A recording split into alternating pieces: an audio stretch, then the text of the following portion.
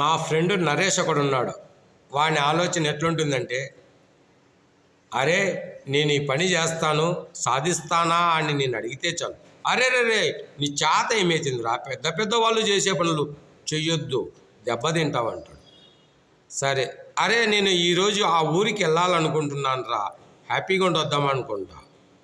అరే రే పోవద్దు, అక్కడ అటువంటి డేంజరు, ఇక్కడ ఇటువంటి డేంజరు, ఒంటరిగా వెళ్ళొద్దు, ఖర్చు పెట్టుకోవద్దంటాడు.